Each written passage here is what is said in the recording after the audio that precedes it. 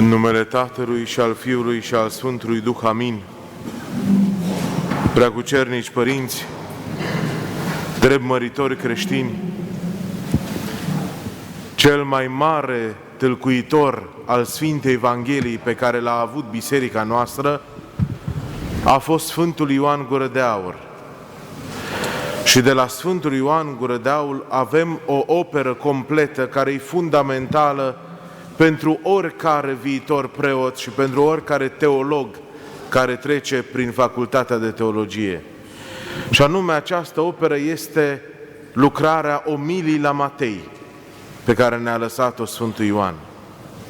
Și el care a prețuit atât de mult Sfânta Scriptură, el care a fost insuflat de Sfântul Pavel după mărturia ucenicului său, Sfântul Proclu, să-i scrie omiliile, explicațiile la epistolele Sfântului Apostol Pavel, acest mare sfânt și părinte și învățător al bisericii noastre, când începe Evanghelia după Matei, omiliile la Evanghelia după Matei, spune așa: ar fi trebuit să n-avem nevoie de Evanghelie, ci cuvântul lui Dumnezeu să fie scris direct pe piatra inimii noastre, pe carnea inimii noastre, ca pe o piatră. Ei bine, cum spune Sfântul Ioan Gură de Aur despre Sfintele Evanghelii, care sunt cuvântul lui Dumnezeu, care ar fi trebuit să fie scrise direct pe inima noastră, să nu avem nevoie de acest intermediar care sunt Sfintele Scripturi. La fel spun Sfinții Părinți despre Maica Domnului, că ea a fost însuflețirea și temeiul cel adevărat al Vechiului Testament și al legii care s-a dat în Vechiul Testament. Și spun părinții că până și Sfânta Sfintelor, locul cel mai sfânt al evreilor, în care, cum ați auzit la apostol citindu-se, se păstrau tablele legii ale lui Moise, năframa, toiagul ce a odrăslit, mana care s-a dat în pustie, toate acestea sunt doar o prefigurare, doar o metaforă pentru cea care avea să vină pentru Maica lui Dumnezeu. Astăzi ne-am adunat în biserică să cinstim un praznic împărătesc, care este intrarea Maicii Domnului în biserică, aducerea Maicii Domnului la templul din Ierusalim. Această sărbătoare o avem stabilită la 21 noiembrie, pentru că în această zi, în anul 543, împăratul Justinian cel Mare, cel care a făcut biserica care se păstrează până astăzi, a Sfintei Sofia din Constantinopol, din Istanbulul de astăzi, a făcut înainte de această biserică, la începutul domniei sale, a făcut o biserică mai mare decât aceea din Constantinopol. A făcut-o la Ierusalim, pe locul unde odinioară era templul lui Solomon și unde astăzi se găsește moscheea numită Domul Stâncii. Pe acel loc, pe muntele lui Moria și pe stânca care se află acolo, împăratul Justinian cel Mare a făcut vreme de 12 ani cea mai mare biserică închinată Maicii Domnului. Și biserica aceasta, cu numele ei Sfânta Maria cea Mare, pentru mărimea bisericii, sau Sfânta Maria cea Nouă, a fost sfințită pe 21 noiembrie 543. Dar această biserică n-a durat prea mult, pentru că în veacul următor perșii care au călcat Țara Sfântă au nimicit aproape toate bisericile. Și avem această istorisire frumoasă că ei, văzând biserica nașterii Domnului din Betleem, au văzut acolo un mozaic cu magi din răsărit care erau îmbrăcați ca ei, ca perșii, venind și aducând darul Mântuitorului Hristos, și pentru aceea n-au călcat, n-au pustiit biserica aceea a nașterii Domnului. Dar toate celelalte lăcașuri de închinăciune le-au pustiit și le-au dărâmat în invazia lor din veacul al VII-lea în Ierusalim. În vremea aceea, în vremea patriarhului German al Constantinopolului, sărbătoarea aceasta de la 21 noiembrie se mută în Ierusalim, în Constantinopol, și de atunci înainte va fi prăznuită intrarea Maicii Domnului în biserică la 21 noiembrie în toată lumea creștină. Sărbătoarea de astăzi este o sărbătoare prin excelență teologică. E o sărbătoare care ascunde în ea toată taina Maicii Domnului. De la vârsta de 3 ani, când ea a fost adusă la templu, pentru că atunci când Maica Domnului a împlinit 2 ani de zile, ea fiind rodul rugăciunilor și a binecuvântării lui Dumnezeu, când au vrut părinții să o aducă, Ioachim și Ana, să o aducă la templu ca mulțumire lui Dumnezeu, așa cum promiseseră de când au dobândit-o, s-au sfătuit și au zis să o mai lase 1 an, ca să nu ducă dorul părinților ei, ca să-și aducă aminte, pentru că până la 2 ani nu prea avem niciunul dintre noi amintiri, dar până la 3 ani să-și aducă aminte, să rămână în ea această amintire a părinților ei, să-și aducă aminte de părinții ei, să știe că a avut părinți și să nu ducă dorul lor. Și atunci, la 3 ani, când ea este adusă la templu ca mulțumire lui Dumnezeu pentru modul minunat în care părinții ei au dobândit-o, atunci ne spune tradiția bisericii că ea, văzând scările templului, a săltat și a început să le urce ca într-un dans pe toate. Și preotul de atunci, văzând aceasta ca pe o minune și ca pe o voie a lui Dumnezeu, a dus-o pe Sfânta Fecioară Maria în Sfânta Sfintelor, locul cel mai de preț pe care îl aveau în cultul lor evrei. Templul acesta în care a intrat Maica Domnului fizic era de fapt al 3-lea templu, pentru că primul templu fusese construit de Solomon, dar acesta fusese ras, fusese dărâmat în urma robiei asiro-babiloniene. Când s-au întors din robia asiro-babiloniană sub cârmuirea aceasta religioasă a prorocilor Ageu și Zaharia, evreii au refăcut templu. Au făcut cel de-al 2-lea templu, dar acesta era mult mai mic și mai sărăcăcios decât cel dintâi. Și el a fost necinstit de câteva ori și îndreptat de prorocii Vechiului Testament. Și Irod cel Mare și-a luat acest angajament de a reface acest templu.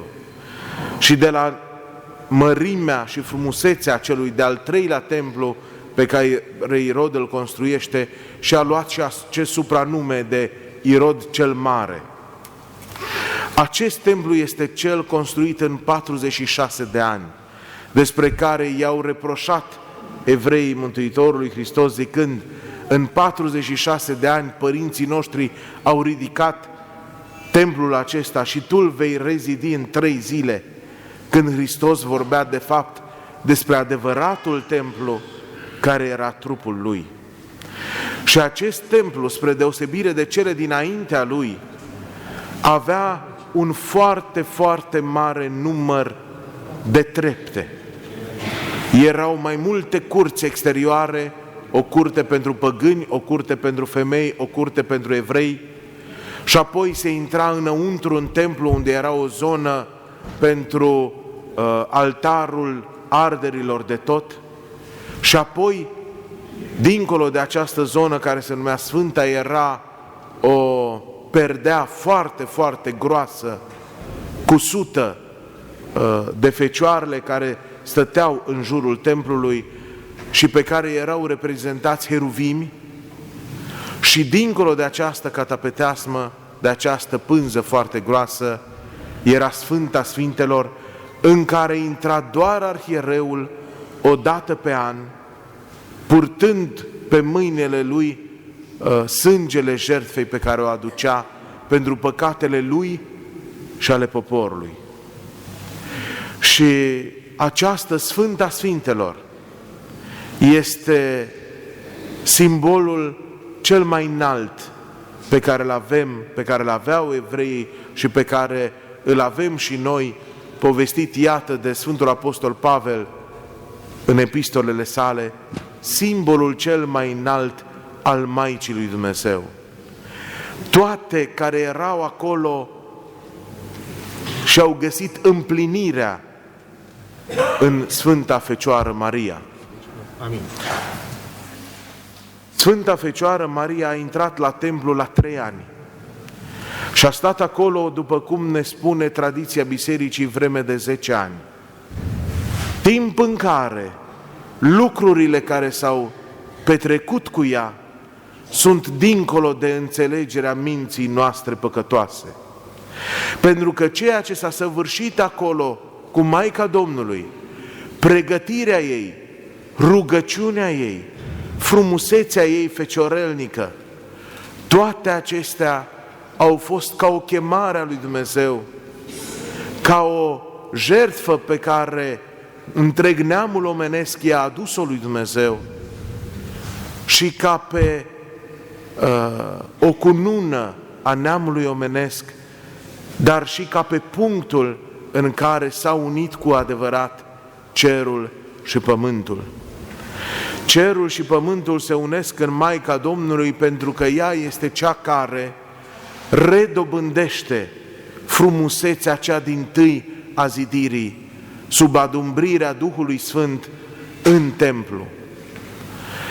Dacă ne gândim un pic ce înseamnă un templu, ce înseamnă o biserică, este locul în care noi căutăm, și evreii la fel pe vremea lor și oricine în religia lui, caută să fie cât mai aproape de Dumnezeul pe care îl slujește. Caută să fie cât mai curat, caută să fie cât mai bun, caută să redobândească o frumusețe pe care o caută în mod inconștient uneori. Fără să ne dăm seama, ne dorim să fim, când venim la biserică, cu toții ne dorim să fim mai buni, să fim mai aproape de Dumnezeu, să avem o rugăciune mai curată, mai adevărată. Și venim la biserică cu această credință că rugăciunea noastră este mai ascultată în biserică decât în altă parte. Și lucrul acesta nu este fără de temei, dar temeiul nu e un loc și nu e o piatră și nu e un perete, ci temeiul adevărat al rugăciunii noastre este însăși Maica Domnului. Sfântul Nicolae Cabasila, tâlcuind frumusețea și fecioria Maicii Domnului, spune că ea a fost atât de frumoasă și atât de frumos împodobită cu toate virtuțile. Ea era frumoasă nu doar la chip, ci mai ales la suflet, încât Dumnezeu s-a uitat cu drag la ea și s-a simțit atras de frumusețea aceasta feciorelnică și curată a Maicii lui Dumnezeu, astfel încât să vină și să se întrupeze din pântecele ei. Sfântul Grigorie Palama și mulți dintre Sfinții Sihaști, pentru că învățătura Sfântului Grigorie Palama despre Maica Domnului o reia și Sfântul Paisie de la Neamț. Mulți dintre isihaști au vorbit despre Maica Domnului, poate pentru că ei s-au format în Sfântul Munte al Atosului, acolo unde împărăteasa tuturor este chiar Maica Domnului. Și Sfântul Grigorie Palama are o omilie în care spune că Maica Domnului a fost acolo urzitoarea rugăciunii celei adevărate. Și care e rugăciunea cea adevărată? Este rugăciunea care unește mintea cea curățită de patimi și încălzită de inimă cu harul cel necreat al lui Dumnezeu. Și spune Sfântul Grigorie Palama că în Maica Domnului cea dintâi s-a lucrat această rugăciune a minții, rugăciune care unește mintea cu inima și în care se coboară harul lui Dumnezeu. Ne învață părinții că în devenirea noastră duhovnicească și în rugăciunea pe care o avem sunt mai multe trepte, dar întotdeauna ultima treaptă, treapta desăvârșirii, este treapta în care și rugăciunea și făptuirea omului încetează. Pentru că acolo, pe ultima treaptă, este treapta în care lucrează Dumnezeu cu harul Său cel necreat. Omul are această lucrare a despătimirii, apoi are lucrarea rugăciunii, dar la capătul rugăciunii, când se oprește orice lucrare omenească, începe ultima treaptă, care este treapta desăvârșirii, treapta lucrării lui Dumnezeu însuși în om. Aceasta este treapta către care au nădăjduit toți sfinții isihaști pe care îi pomenim mai deosebi anul acesta care este închinat lor. Aceasta este treapta care, începând de la Sfânta Fecioară Maria, înseamnă deschiderea aceasta a cerului și unirea cu adevărat a pământului cu cerul.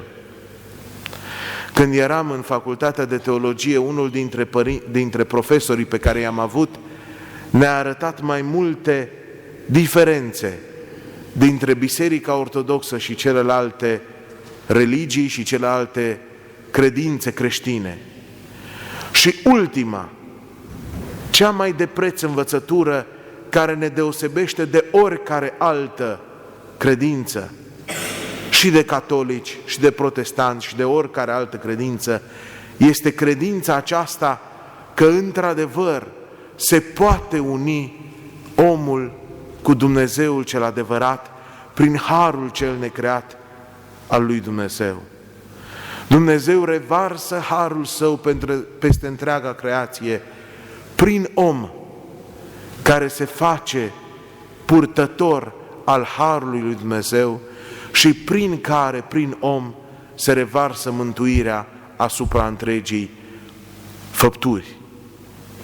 Maica Domnului este așadar cea dintâi ființă, cea dintâi fiică a neamului omenesc, în care s-a lucrat această unire a cerului cu pământul, această rugăciune neîncetată și această rugăciune adevărată care l-a dus pe om până aproape de Dumnezeu. Aceasta este calea pe care Maica Domnului ne-a lăsat-o ca testamentul ei cel mai de preț. Pentru că, așa cum știm în Sfânta Scriptură, Maica Domnului este înfățișată cu multă smerenie. Maica Domnului este abia amintită de câteva ori. Și Evangheliile care s-au citit astăzi și dimineață la Utrenie și acum la Sfânta Liturghie prezintă câteva din momentele acestea în care este amintită Maica Domnului. Și cuvântul Maicii Domnului, care rămâne ca un testament din paginile Sfintei Scripturi, este cuvântul pe care Maica Domnului îl rostește la cina cea din Cana Galilei: să faceți ceea ce vă va spune El. Mântuitorul Hristos îi spune atunci Maicii Domnului: vă aduceți aminte ce este mie și ție, femeie? Ceasul meu n-a venit încă. cât de adânc este cuvântul Mântuitorului Hristos, ceasul meu n-a venit încă. Și cât de mare este îndrăzneala Maicii Domnului care se întoarce și le spune slugilor să faceți ceea ce vă va spune. Pentru că Maica Domnului știa că același lucru se întâmplase cu viața ei la templu. Care este plinirea vremii? Este de care vorbește Sfântul Apostol Pavel, momentul când s-a întrupat Hristos, când a venit Hristos în lume.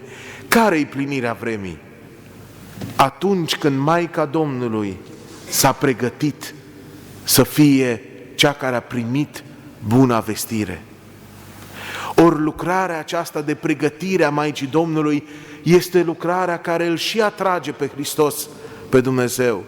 Pentru că nicio lucrare a noastră către Dumnezeu nu se face în afara lui Dumnezeu și în afara Harului Duhului Sfânt.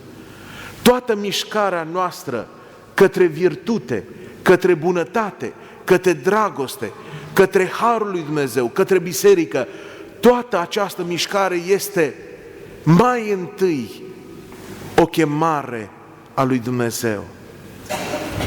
Oricât de mică ar fi mișcarea noastră, chiar dacă mișcarea noastră este o simplă părere de rău și o durere a inimii pentru păcatul săvârșit, aici este nădejdea cea mare a noastră.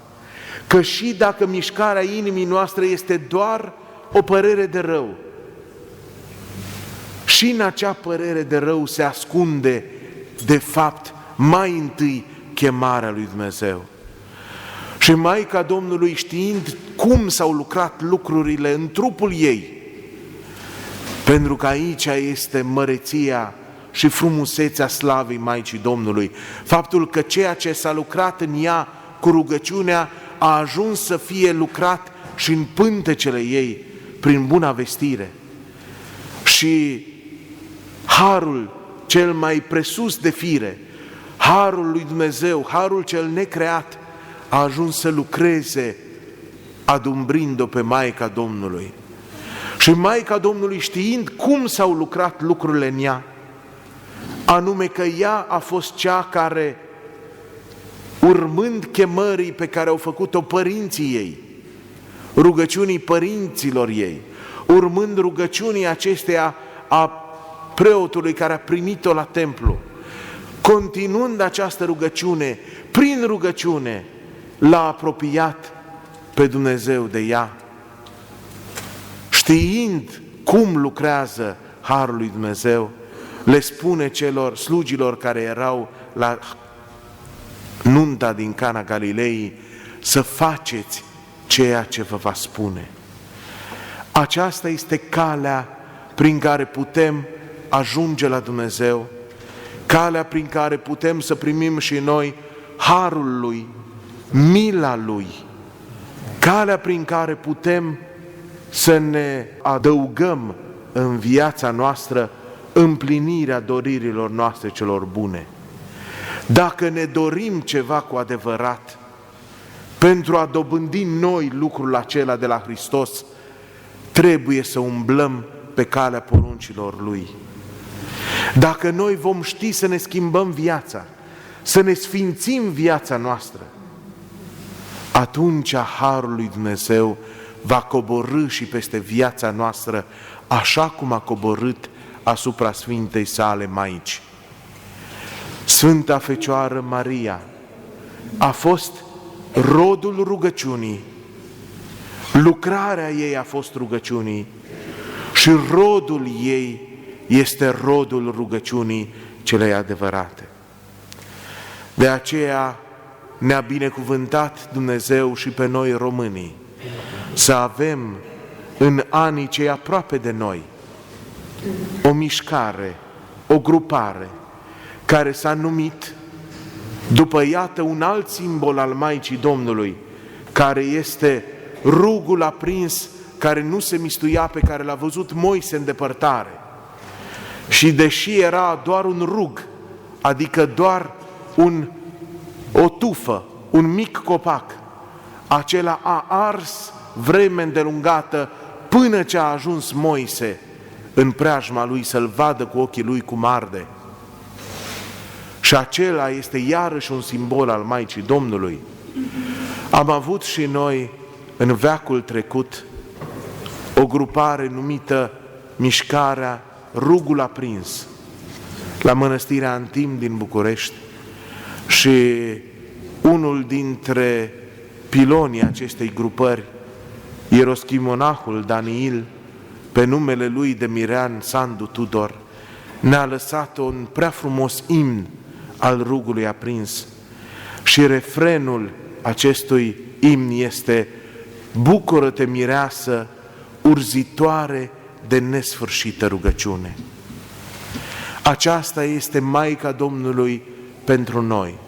Și să știți că mă gândeam că toți sfinții aceștia isihaști care prin rugăciune s-au apropiat atât de mult cu sufletul lor, cu cugetul lor de Dumnezeu, toți aceștia au căutat să o slăvească pe Maica Domnului, pentru că prin Maica Domnului au găsit ei intrare la Dumnezeu.